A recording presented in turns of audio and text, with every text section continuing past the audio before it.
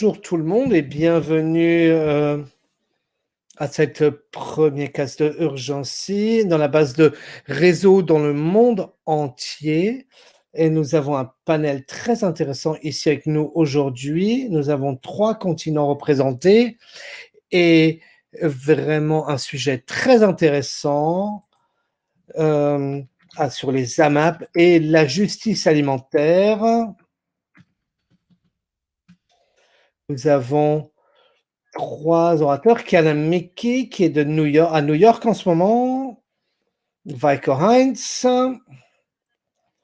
qui est du réseau Sonavi, en Allemagne, si j'ai bien compris, qui a coupé son micro, et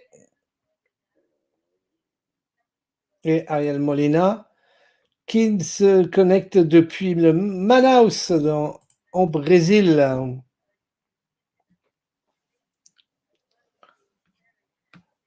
Et tous sont très actifs dans la communauté internationale ainsi que dans leur pays. C'est une session pas très longue.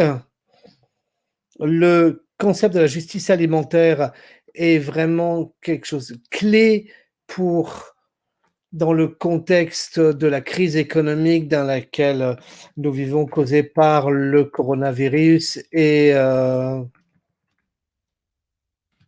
ainsi qu'également les inégalités sociales et économiques qui existent. Et c'est un des points qui est lié au droit à l'alimentation, sur lequel Urgessi a travaillé énormément. Donc, j'ai juste un certain nombre de questions que je voulais vous poser, à vous les orateurs. Je peux peut-être commencer avec une question un peu controversée et provocative. Les gens considèrent souvent que la MAP, c'est un peu un phénomène pour les bobos. Est-ce que vous pensez que c'est vrai ou est-ce que ça va plus loin? C'est pas juste un phénomène de mode bobo? Qui veut commencer? Michael, vas-y. Oui, c'est une question intéressante, oui. D'une manière générale.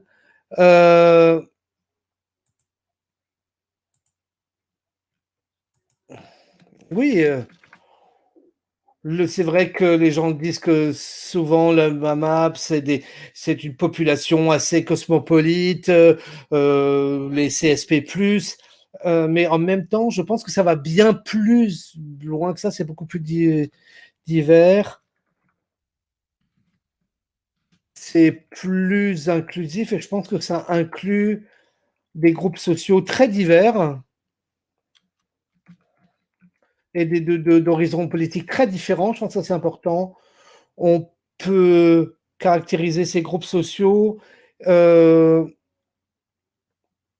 pense que les AMAP comprend beaucoup des gens, des milieux sociaux très traditionnels, très conservateurs, classe moyenne, CSP+, intellectuels, cosmopolites, des avant-gardistes ou des familles adaptées, des gens pragmatiques, mais ainsi que tout à fait des urbains précaires. Cette diversité, je pense que c'est quelque chose, c'est vraiment qui caractérise les AMAP et c'est une manière de rassembler des groupes sociaux et ça, c'est vraiment quelque chose qui est tout à fait caractéristique de l'AMAP. Merci, Vaiko. Ce que tu dis, c'est que nous sommes un mouvement social, en fait, et nous faisons partie du mouvement de la souveraineté alimentaire. Comment est-ce que tu vois ça dans le contexte de l'État du New York, par exemple, Kiana? Oui, oui. En fait, c'est juste un aspect de l'affaire. En New York en particulier, mais surtout aux États-Unis, une partie des AMAP sont CSP+, mais en fait, si on dit ça comme ça marginalise tous ces efforts communs des minorités, des personnes, des précaires urbains, etc. Donc, je pense que c'est une partie de l'histoire, mais c'est pas le tout. Par exemple, depuis plus de 25 ans, Just Food, et là où moi je travaillais avant, la plupart de notre travail autour de la justice alimentaire était basé sur le modèle AMAP, et, mais également construire des stratégies, des formations et des opportunités de pair à pair de leadership pour rendre les AMAP plus acceptables et plus économiquement profitables. Donc ça a l'air comme très subventionné et trendy et bobo, mais en fait, pour des gens qui ont des bons revenus, etc., ou des gens où c'est d'utiliser les fonds publics pour subventionner des projets. Mais en fait, il y a également la plupart des agriculteurs avec qui nous travaillons sont des petits et moyens agriculteurs, des agricultures familiales, des précaires agricoles souvent, et beaucoup de coopératives agricoles ensemble. Kiana, toi, tu travaillais pour une organisation que personne. Qu'est-ce que ça veut dire SNAP et EBT? Alors, EBT, c'est Electronic Benefit Transfer, c'est le transfert. Et SNAP, c'est le programme d'assistance nutritive. Ce sont des programmes d'aide fédérale aux États-Unis qui fournissent de l'argent aux communautés, aux personnes qui sont des précaires urbains en situation d'insécurité alimentaire pour acheter des aliments. Et une partie, c'est donc ces organisations de base, on a poussé des nouvelles politiques pour s'assurer que vous puissiez utiliser ces avantages, ces dollars, cette aide, cette carte de crédit avec les subventions, vous pouvez les acheter pour payer des AMAP, par exemple, afin d'augmenter les opportunités des gens dans la communauté euh,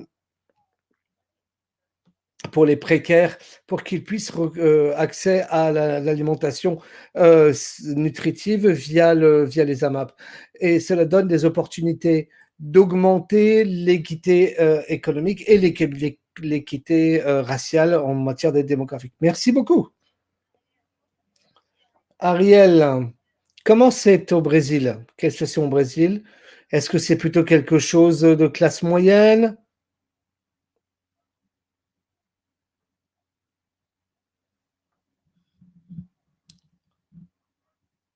Alors, excusez-moi, le son est très mauvais.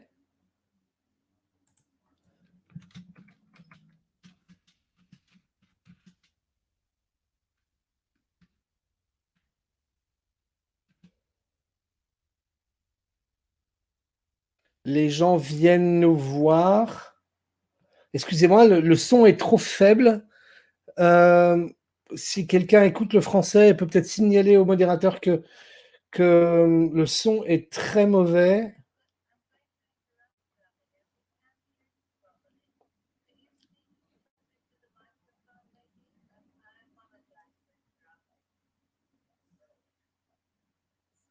Ah, c'est mieux. Très bien. Donc, je pense que ce qui est bien avec les AMAP,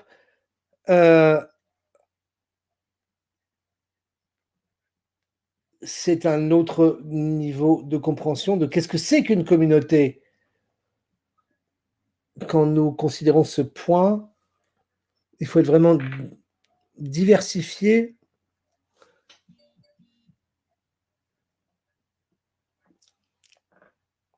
mettre en place des mouvements et rassembler différents groupes sociaux, et ce que les gens aiment ou apprécient dans les AMAP au Brésil, ils disent qu'est-ce que je peux faire? Pas juste consommer des aliments nutritifs, mais également qu'est-ce que je peux faire en plus? Comment je peux contribuer pour participer au changement? Voilà. Donc voilà, l'AMAP contribue à créer cet élan communautaire et permet aux gens de réaliser qu'ils font partie d'une communauté plus large. Mais voilà, quand de l'extérieur, ça peut avoir l'air d'être un mouvement bobo, mais en fait, à l'intérieur, on se rend compte que c'est très diversifié. Donc, ce que tu dis, c'est la cohésion sociale et de construire une communauté autour de la production et la consommation alimentaire. C'est ça ce que tu es en train de dire, Ariel? Oui.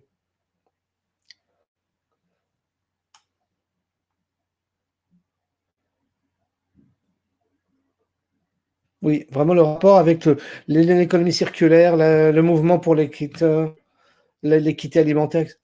Enfin, écoute, toi, ce que tu disais, est-ce que tu penses que tu pourrais expliquer un peu plus certaines des particularités en Allemagne et certains des exemples de comment l'inclusion sociale fonctionne, les réseaux de production alimentaire sociaux fonctionnent, les agriculteurs, les producteurs permettent de gagner leur vie avec ça, à partir des AMAP, et en même temps, différents groupes de revenus peuvent trouver les moyens d'accéder des aliments qui peuvent sembler trop chers par rapport à l'alimentation en supermarché, par exemple. Oui, la situation en Allemagne, un des points cruciaux dans la map, c'est d'aider aux agriculteurs d'avoir un revenu qui leur permet d'assurer leur vie. Euh, il est nécessaire donc de se concentrer sur de permettre aux agriculteurs surtout d'avoir les revenus un an à l'avance. Ça, c'est très important dans les apps pour les agriculteurs, d'avoir une sécurité foncière pour être indépendants des variations de marché, d'avoir une perspective sur le long terme, et de ne pas craindre d'avoir des pertes à cause des fluctuations de marché ou des fluctuations des prix.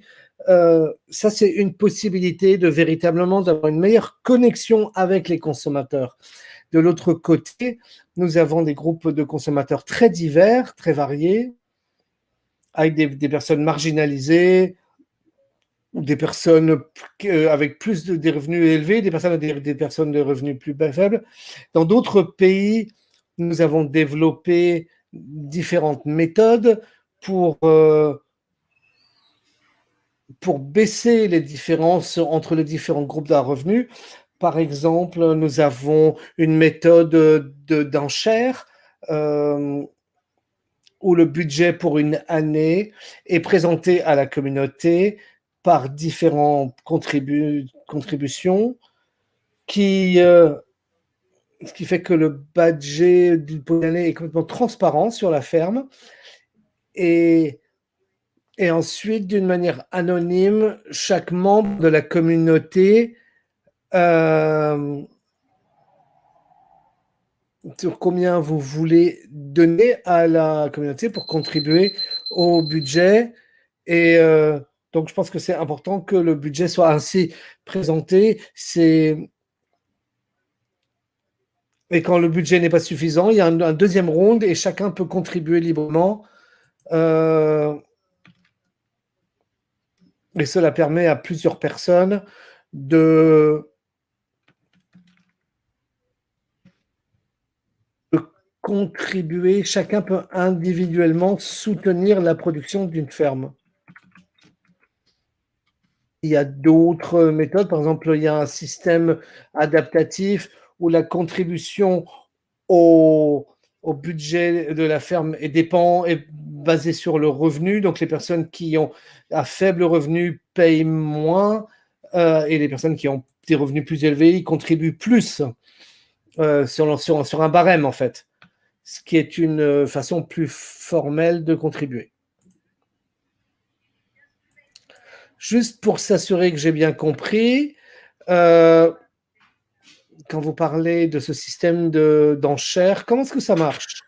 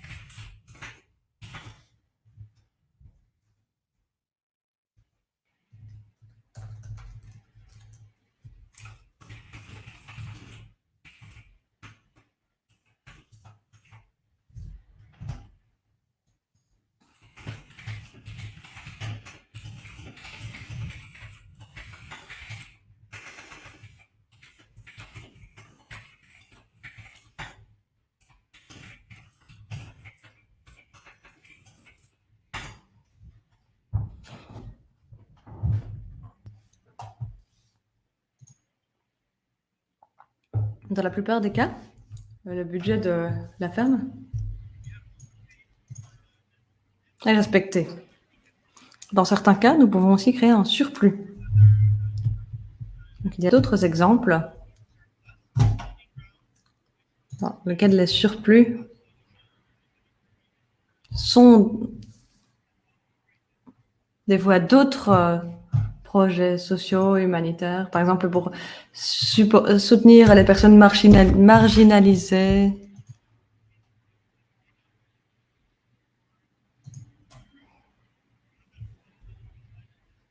Il y a d'autres possibilités, les investissements dans les fermes. Donc la manière de dépenser ce surplus est très vaste. Et que se passe-t-il si, par exemple, quelqu'un fait face à une situation difficile pendant l'année? Vous commencez l'année, tout se passe bien, et puis vous perdez votre emploi.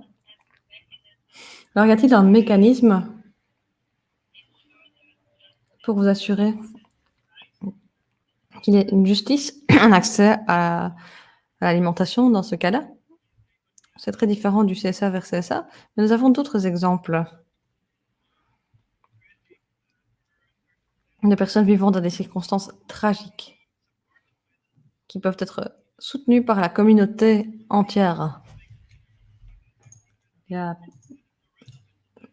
d'abord un mécanisme, et puis le fait de créer une vraie communauté dans laquelle les gens se connaissent et veulent se soutenir mutuellement pour pouvoir obtenir des informations sur la situation individuelle de chaque personne. En cas de mort dans la famille, de décès, ou d'autres problèmes, par exemple une perte d'emploi.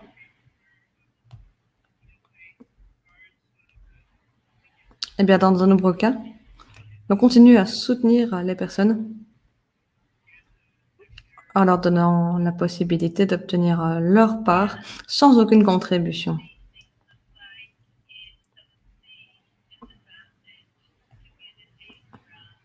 C'est un peu comme dans certaines communautés défavorisées des États-Unis. Parce que nous savons tous à quel point les disparités sont élevées aux États-Unis, en point de vue de revenus, du point de vue de l'accès à une alimentation saine.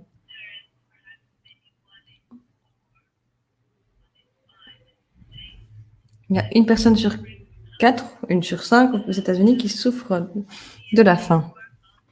Alors, comment travaillez-vous là-dessus? Quels sont vos exemples concrets? Que faites-vous sur le terrain? Et pourriez-vous parler un peu plus lentement en raison de l'interprétation et aussi parce que je ne suis pas une oratrice native? Je sais qu'on peut être un peu trop pris dans son discours et trop enthousiaste, mais voilà. Oui, je suis contente que l'on parle de cela, que l'on parle de la manière dont les amas permettent d'augmenter la dignité dans notre système alimentaire et d'améliorer le droit à l'alimentation. C'est ce que disait Veiko dans son réseau. Et nous l'avons vu aussi aux États-Unis. Il y a des stratégies telles que les échelles glissantes dans lesquelles vous pouvez ajouter quelque chose à votre part de base. Si vous avez des ressources supplémentaires, vous pouvez compenser les coûts pour les personnes qui n'ont pas autant de ressources. Et je pense aussi qu'il y a différentes manières de minimiser le problème des revenus. On peut penser à des stratégies qui rendent cela possible pour la ferme et pour la communauté, pour ne pas ostraciser qui que ce soit. Je l'ai vu avec notre système, sliding scale, comme on l'appelle, ou avec des emprunts, des prêts tournants, comme Veiko l'a dit, avec les surplus, et puis avec une liste d'attente aussi.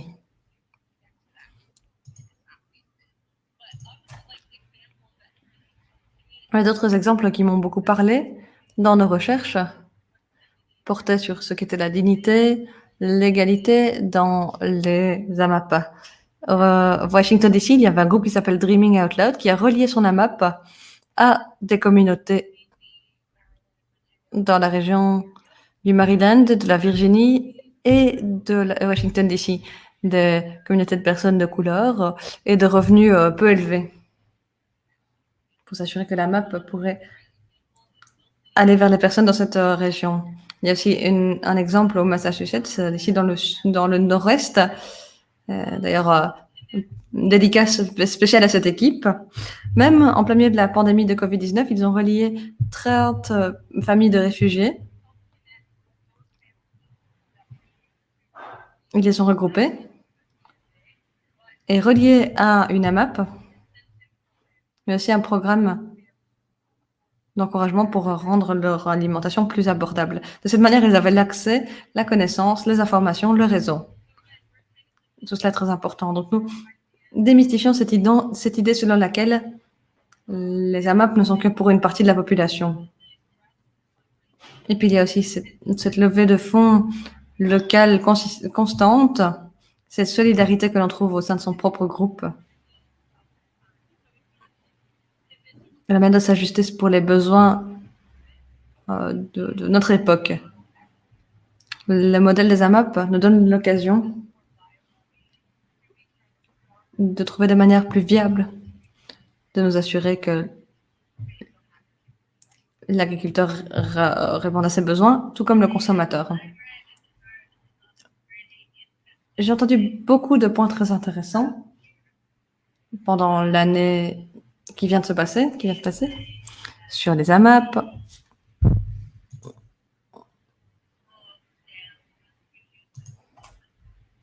sur les mouvements de producteurs au Brésil qui ont mené leur production surplus dans les favelas.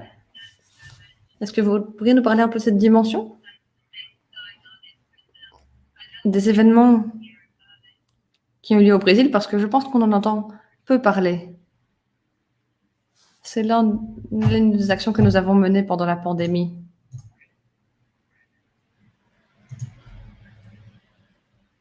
Nous avons été inspirés du mouvement des travailleurs sans terre ici au Brésil. Beaucoup de dons alimentaires pendant la pandémie. Le prix du riz a explosé pendant la pandémie au Brésil. Le gouvernement n'a rien fait. Mais nous avons maintenu les prix bas. Le mouvement des sans terre a maintenu le prix bas. Et c'est le plus grand producteur de riz en Amérique du Sud. Donc nous devons faire attention à cela. J'ai demandé et souligner que 10% de la production de riz au Brésil est gérée par des agriculteurs du mouvement sans terre. Donc tout cela lié à ces donations alimentaires. À certains endroits, c'était vraiment quelque chose d'impressionnant. Pendant des mois, pendant des semaines, on n'avait même plus besoin de donations. On l'envoyait vers d'autres régions, vers d'autres communautés.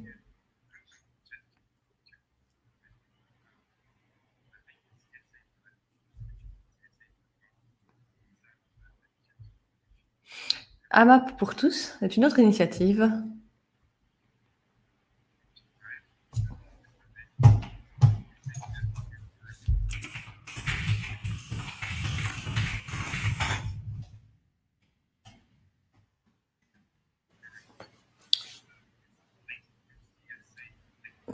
donc une initiative qui propose de créer de nouvelles formes d'AMAP liées aux mouvements sociaux, aux mouvements d'agriculteurs.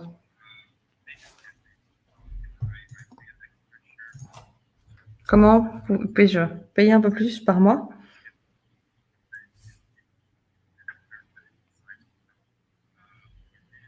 L'interprète s'excuse, il est difficile d'interpréter Ariel parce que son son est vraiment épouvantable.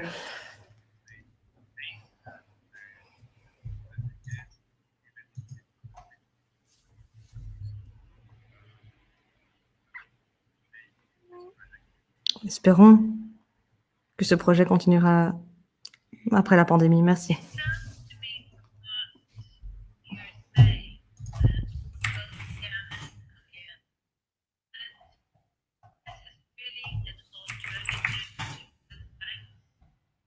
Oui, d'après ce que vous avez dit, j'ai l'impression que c'est une alternative aux banques alimentaires. Parce que les banques alimentaires sont non seulement basées sur une structure d'agriculture industrielle, de produits qui ne sont pas sains. Ici, il s'agit de quelque chose de plus collectif, de plus socialisé, pour ne pas dire socialiste, n'est-ce pas? Veiko, ce que vous disiez, c'était que l'on obtient ce dont on a besoin, selon ses moyens. Plutôt que d'aller au magasin et de payer un prix fixe pour tout le monde, qui ne bénéficie pas nécessairement aux producteurs.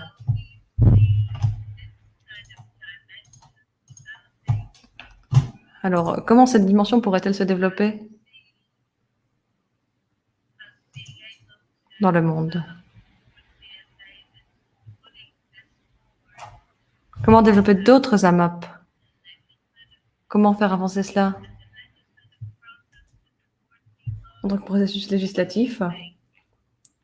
Que pensez-vous de cela?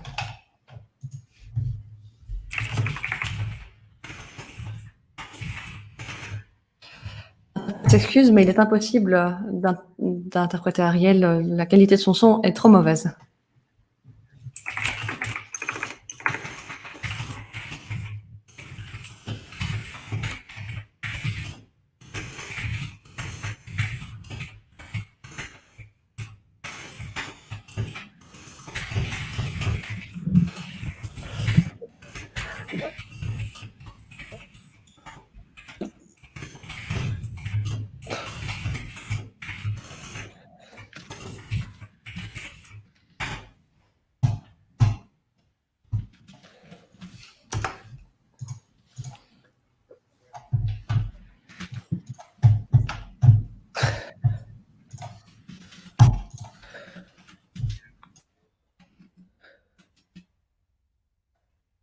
L'un des principaux agendas de ce conseil, c'est la question des approvisionnements, et le Conseil de la sécurité alimentaire, d'après les derniers, a travaillé ensemble avec les réseaux d'approvisionnement public, d'achat public,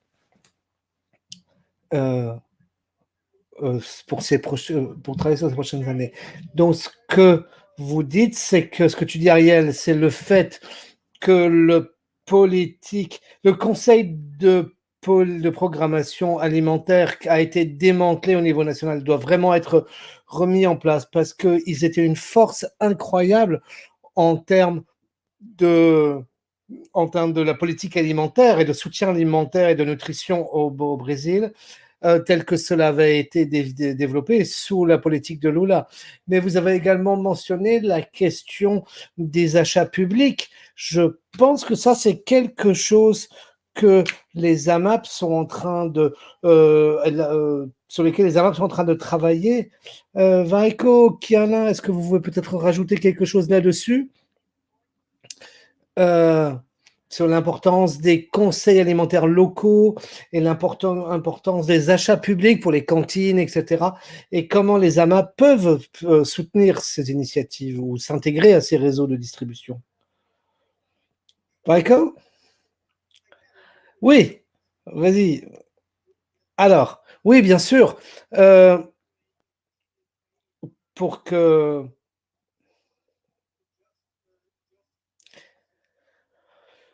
Pour rendre les AMAP et les systèmes plus équitables de distribution, il faut les élargir.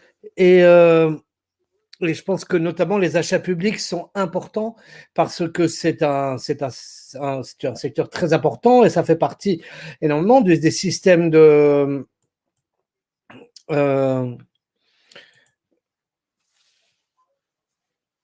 Et cela permet aux autorités politiques de soutenir cette partie de l'économie. Euh, euh, Afin de mettre en place, ça permet de développer un système équitable et sain alimentaire. Donc, c'est pour ça qu'on a vraiment essayé d'être présent pour cela. Donc, c'est vraiment la question de la démocratisation de nos systèmes alimentaires. C'est pour ça que les conseils alimentaires sont très importants parce que nous ne sommes pas obligés de perdre notre contrôle sur les confier à la grande distribution, au gouvernement, mais ça peut rester entre les mains des citoyens. Et et les instances locales, et ça inclut des groupes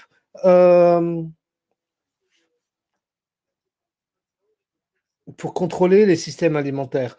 C'est vraiment une question de souveraineté alimentaire dans le sens que où les conseils alimentaires ont un rôle à jouer, même s'il y a beaucoup à faire dans ce domaine. Également sur la question de la gouvernance des conseils alimentaires locaux, ce n'est pas très facile d'organiser des systèmes alimentaires de manière très locale.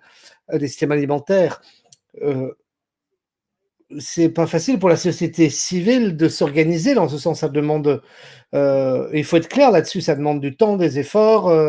Il ne faut pas imaginer que c'est facile parce que le marché est un instrument très efficace dans sa façon de fonctionner. Et pour fournir de l'alimentation aux gens et nous devons, comment nous pouvons nous réfléchir à comment nous pouvons nous organiser de manière démocratique pour fournir des aliments à la population dans les conseils alimentaires. Il y a une question qui a été soulevée. Est-ce que vous pouvez me donner des liens vers des projets AMAP spécifiques? Également mettre des liens dans les commentaires pour que les gens puissent se documenter? Désolé, pas tout de suite, parce que je dois me focaliser sur cette discussion ici, mais je le ferai après. Il faut que je cherche les liens, donc excusez-moi. Pas tout de suite, je ne veux pas vous faire ça dans la seconde. Bon, vous trouverez un moyen peut-être de nous l'envoyer après. Kiana, comment cette question de la proximité entre les autorités locales et les besoins pour des conseils alimentaires locaux et les besoins pour des achats publics, est-ce que, est-ce que les AMAP, est-ce que les AMAP ont pu relever le défi quand, par exemple, à cause du confinement, les enfants à New York ne pouvaient pas plus manger à la cantine? Est-ce que les AMAP ont pu se mobiliser? Oui, absolument. Euh, je pense que ce que nous voyons aux États-Unis, c'est les opportunités autour des conseils alimentaires locaux, mais également dans les États, dans les régions, mais ça dépend aussi de la dynamique des organisations de base existantes et des leaderships dans les communautés autour de ces questions. Moi, j'ai vu des communautés extrêmement vibrantes comme dans Michigan ou à Detroit et d'autres villes, mais en même temps, à New York, par exemple, il y a eu la question autour des conseils alimentaires locaux. Est-ce qu'il serait le meilleur mécanisme pour amplifier les engagements à la base ou ou est-ce qu'il existe déjà des organisations à la base qui font ce travail? Ça a déjà est-ce qu'il y a déjà des solutions de base existantes euh, avec les communautés agricoles et que ça ne soit pas coopté des leaders autoproclamés ou et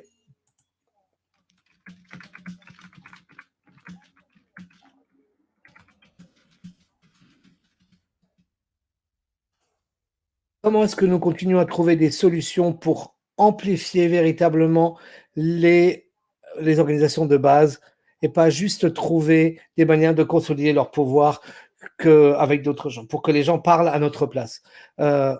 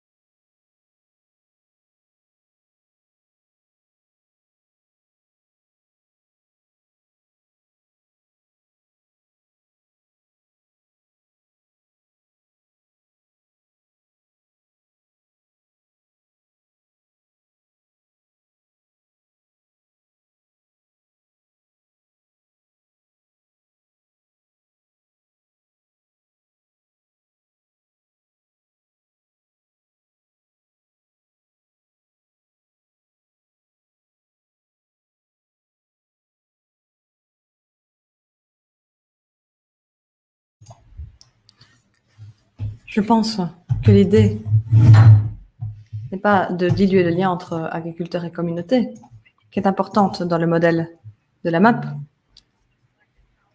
C'est plutôt utiliser le pouvoir collectif de notre économie. De cette manière, vous êtes en mesure d'encourager des politiques plus réalistes, vous êtes en mesure d'augmenter la taille des parts, de soutenir les propriétaires là où ils sont, de faire venir des modèles qui apportent de l'alimentation fraîche, de l'alimentation saine dans ces communautés. Pas uniquement les communautés les plus aisées, mais partout. À New York, je veux encore plus d'AMAP. À Brownsville, à Brooklyn, dans le Bronx. Nous en sommes capables. Nous l'avons fait par le passé. Mais pour cela, il faut plus de ressources dans toute la chaîne pour faire cela, pour rendre cela faisable.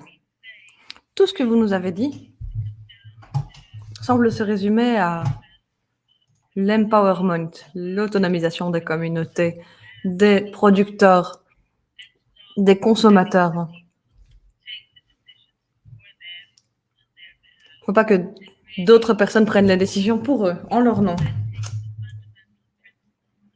Il faut mettre en œuvre les principes sociaux de l'économie solidaire. J'entends vraiment cela dans ce que vous nous dites. Oui, et je tiens à ajouter un point. Je ne tire pas cette inspiration uniquement de la communauté locale. Je tire cette inspiration du mondial. Et faire partie d'un réseau comme Urgency, être relié à d'autres AMAP et d'autres modèles, nous inspire. Cela nous permet à nouveau de nous relier. Ariel, il y a une question qui a été posée ici à propos des pays en développement, des consommateurs qui ne sont pas forcément très aisés. Une question qui portait sur l'accès au marché pour les producteurs.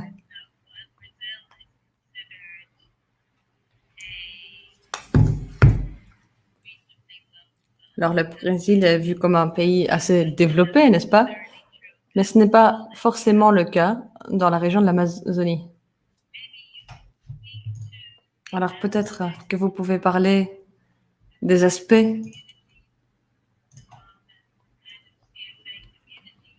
des AMAP dans la région de l'Amazonie, de la manière dont les producteurs et consommateurs travaillent de concert pour accéder à une alimentation saine pour les groupes à bas revenus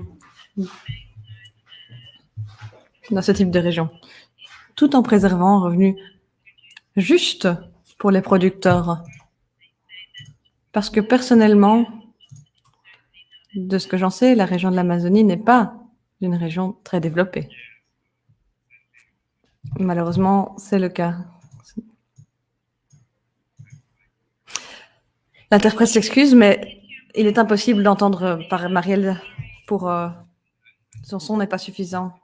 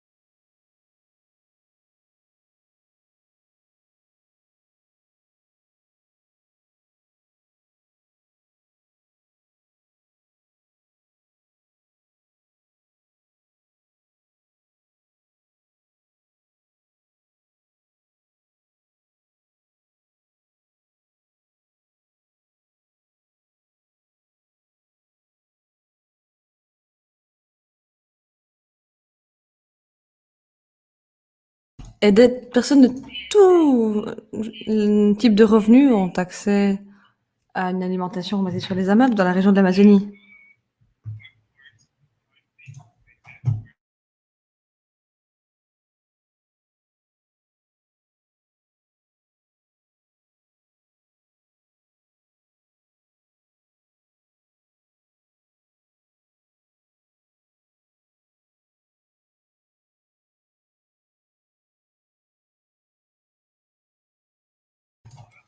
Donc il s'agit de travailler davantage sur la logistique pour que l'alimentation aille vers les personnes qui en ont vraiment besoin. Ce n'est pas une question de finance. Oui, c'est ça. D'accord, c'est très important de clarifier cela. Bon, nous n'avons plus beaucoup de temps. Je suis la modératrice. Mais j'aimerais aussi dire que dans l'Union européenne, dans la stratégie de l'assiette à la fourchette, de la ferme à la fourchette, pardon, on reconnaît de plus en plus l'importance des chaînes d'alimentation courtes, les chaînes de valeur courtes, et de l'agriculture soutenue par les communautés, les AMAP. Il en va de même au sein des Nations Unies. Veiko et Kana, vous êtes tous deux membres du mécanisme de la société civile, du comité sur la sécurité alimentaire. Quelles sont les recommandations politiques que nous pourrions continuer à proposer dans notre lutte pour le droit à l'alimentation, pour la justice alimentaire?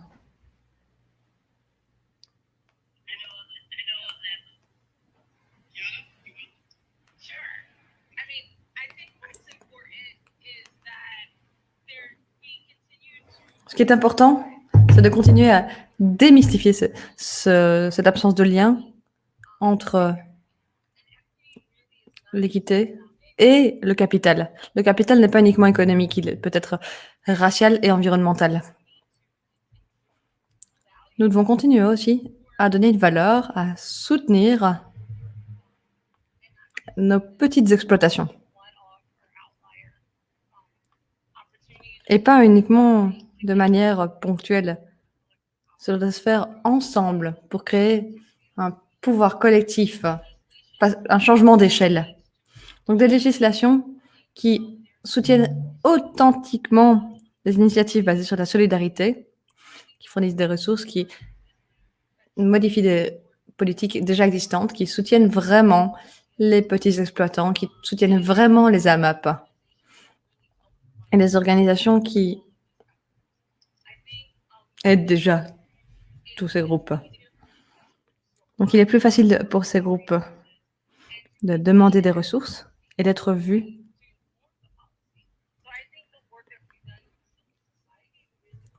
de contribuer aux politiques. Donc notre travail dans la société civile continue à amplifier nos expériences sur le terrain.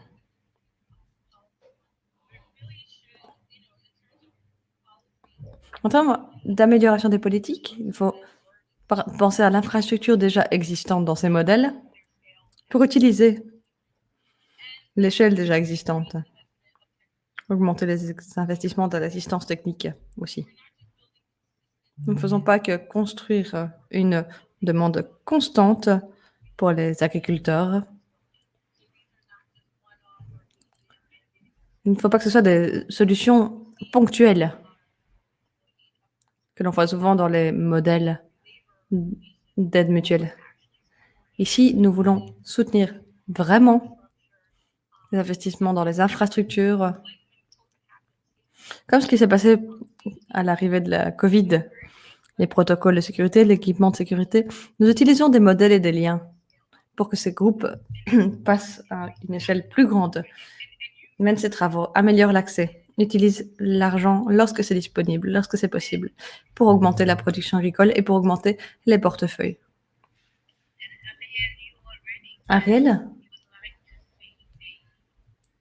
vous avez déjà dit que vous voudriez que les conseils sur la politique alimentaire fasse partie à nouveau de l'approche législative au Brésil. L'interprète s'excuse, mais la qualité de son Ariel n'est pas suffisante pour être interprétée.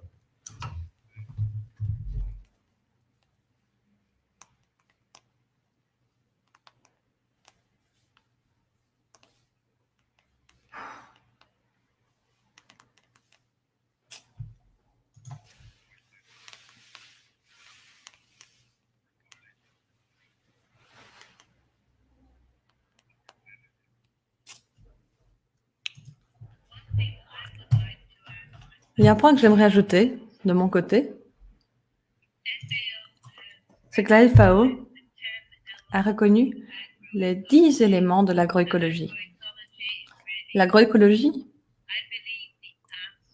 est, selon moi, la réponse à ce que nous essayons de faire.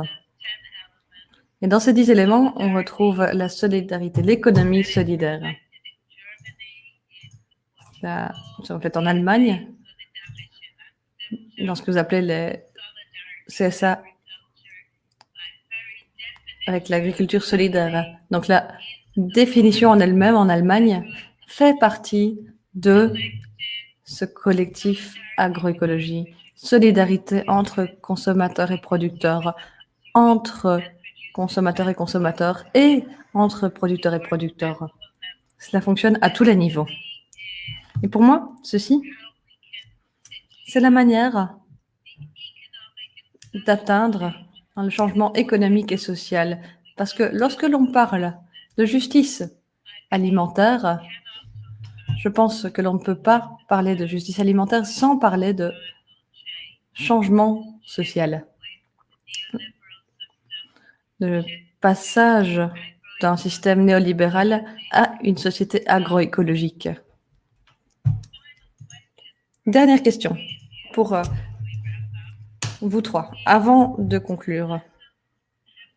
Quelles leçons avons-nous appris en tant que réseau? Quelles leçons avez-vous appris dans vos pays? Comment pouvons-nous continuer à utiliser ces leçons pour nous assurer du droit à l'alimentation, de la justice alimentaire dans tous ces pays, dans tous nos pays et dans le monde entier? Donc, un résumé de ce que vous avez dit et puis pensez à l'avenir. Alors, brièvement, la MAP n'est pas le seul processus. Effectivement, c'est pertinent, mais nous devons garder ce message en tête. Il y a aussi le niveau international. Nous devons apprendre les uns des autres. Faire de la justice mondiale une approche pratique. Nous devons aussi reconnaître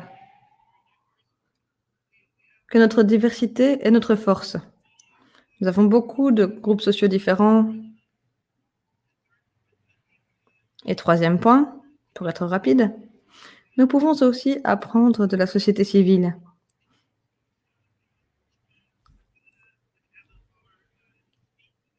Parce que nous avons de nombreux citoyens de la société civile qui ont un pouvoir d'action, un pouvoir d'expression, et nous devons les utiliser au niveau politique, au niveau européen ou au niveau national, jusqu'au niveau local. Créer des conseils alimentaires en se basant sur différents groupes de citoyens pour représenter tous les milieux sociaux, tous les groupes sociaux. La seule chose que j'ajouterai, et j'espère que cette séance continuera,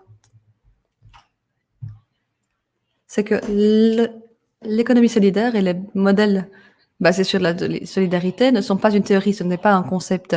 Ce sont des modèles qui construisent des solutions basées sur les communautés, uniques selon notre expérience, mais qui nous permettent de construire un meilleur futur pour chacun d'entre nous à toutes les échelles. Et lorsque nous travaillons ensemble, nous pouvons faire avancer cela dans les mécanismes de la société civile, sur le terrain, mais aussi dans les lois. L'alimentation, ce n'est pas uniquement l'alimentation que nous consommons, mais l'alimentation peut être un moteur de changement.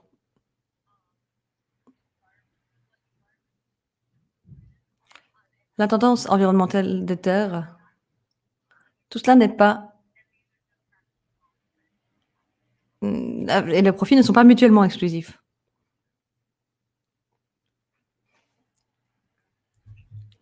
L'interprète s'excuse, mais il ne peut pas interpréter Ariel en raison de la qualité de son son.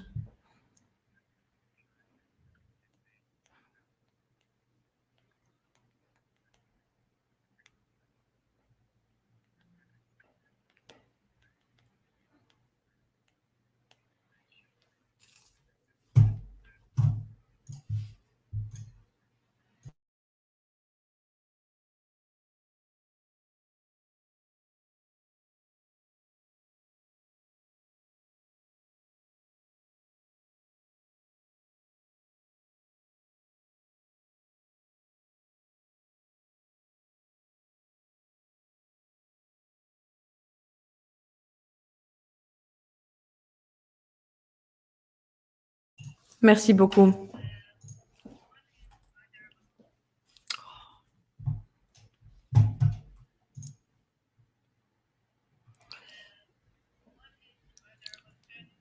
Une question que j'ai vue. Y a-t-il des alternatives au paiement de solidarité, au sliding scale? Je pense que personne n'a mentionné la contribution en travaillant dans les exploitations agricoles elles-mêmes. C'est un autre type de possibilité. Une autre question que j'ai vue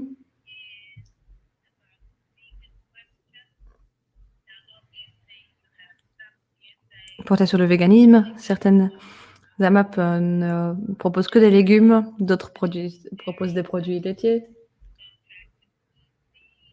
Certains contrats prennent de la viande, d'autres n'en ont pas. Il y a parfois du poisson. Je pense qu'il est possible d'avoir accès à uniquement des fruits et légumes qui correspondent à une alimentation végane. Mais nous avons besoin des animaux pour leur engrais, entre autres. Le fumier. Gardons cela à l'esprit. Le véganisme doit prendre en compte que les animaux sont une partie nécessaire d'une économie circulaire dans la plupart des fermes.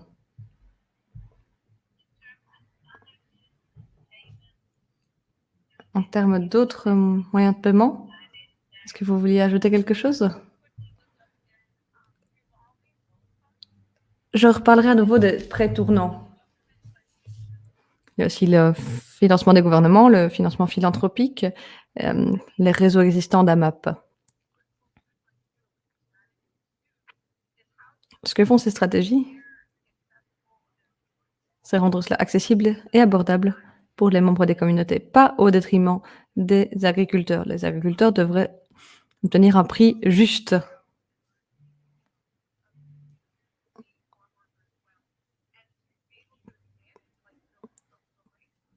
Pour gérer leurs terres. Nous ne pouvons pas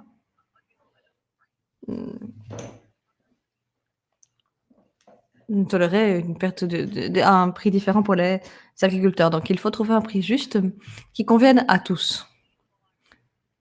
C'est la clé de beaucoup des stratégies dont nous parlons. Merci, Kiana. Je pense que c'est particulièrement pertinent.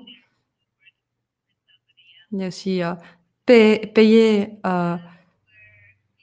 une part pour quelqu'un qui n'en peut pas se la permettre.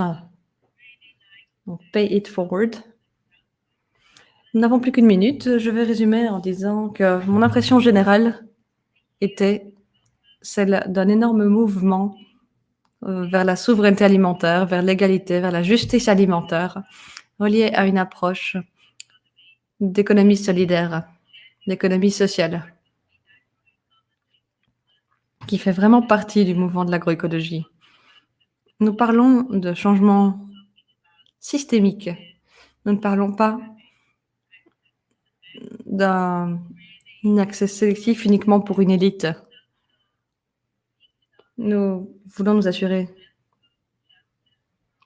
qu'il y ait une justice socio-économique et alimentaire pour tous. Donc, merci, Veiko, Kiana et Ariel. C'était une fantastique discussion. Merci beaucoup. Merci aux interprètes, dit Judith. Les interprètes la remercient. Et merci à toute l'équipe d'Oxford qui travaille en coulisses pour avoir organisé cette séance passionnante. Merci.